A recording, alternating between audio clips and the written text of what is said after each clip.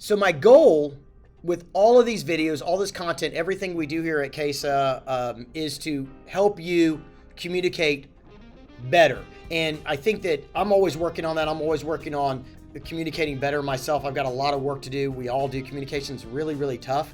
And lately I've been on this kick of this internalized communication we have. And I guess it was last week or so, we put out a video about how positive self-talk is not always that good for you. I mean, first off, I can't even believe it. I mean, I know when I'm lying to myself about, being smart or awesome or fast on a bike, and I know I'm full of it, and it doesn't help me actually perform better, and it can actually get in my way. I don't want you to have negative self-talk either, because that can be depressing and that can not help you realize your goals either. So I'm going to kind of stay with the theme this week on internal dialogue with a little external twist to it. So let's get into it.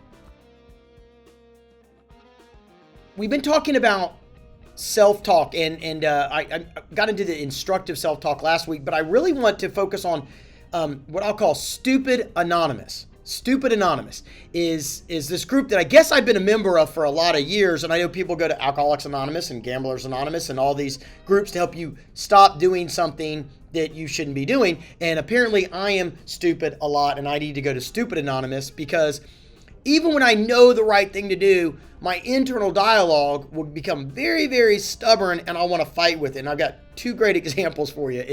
One is I see a lot of alpha males do this. I don't see alpha females do this as much, maybe because they're just innately smarter than men or maybe less stubborn or something. But I do know that alpha males do this. You'll be having a dialogue with somebody, and your goal in that is to, get your point across and have them walk away understanding your viewpoint and maybe changing the way they behave. Right? So that's why we try to talk to people, try to convince them to do it a certain way.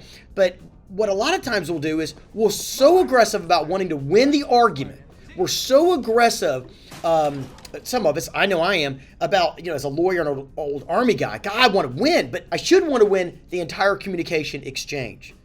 Long term, how is a person going to come out of this learning what I'm saying? Did they really hear it, and did it produce value to them and get them maybe to adjust the way they're doing something? Or do I just want to win the argument? Do I want to break them? Do I want to just pound until they admit defeat? And that is so unhealthy. Bad habit. I'm going to work on it. Not the purpose for today. That's not the win. But I think we need to recognize it. The other part of Stupid Anonymous is when you somehow or another use internal dialogue to convince you that you could do something you shouldn't. And so here's what I'm going to use a sports analogy. Get ready. Okay, I hope I didn't lose you. But I've been having like this localized quad pain. What does that mean? Like pain in my quads. And I knew I should have taken a day or two off. I knew I should have done light massage. I know, like, intellectually I should do all this. But what did I do?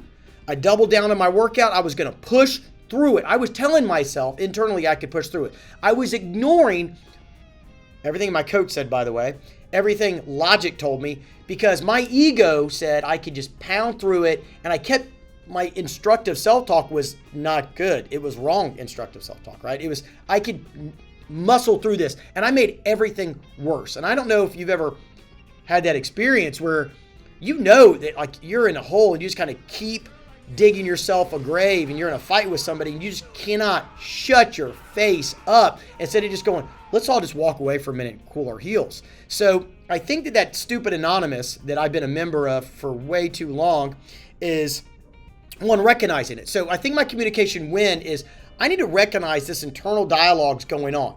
And sometimes I am so dense and stubborn, I'll push through and try to convince myself internally with self-talk that I'm right when I'm not right, but my ego doesn't want me to be wrong. It tries to protect you. And so look, I think as we go forward, realize that self-talk, positive, negative, instructive, is it really helping you, or is it fooling you? Is it saying you're better than you are, or is it saying you're worse than you are, or is the instructive self-talk actually leading you down a path that's more harmful than good? And sometimes some pauses to think about that might produce a lot of value to you. It's producing some value to me to be thinking about it. I'm going to keep going to Stupid Anonymous so that I stop being stupid.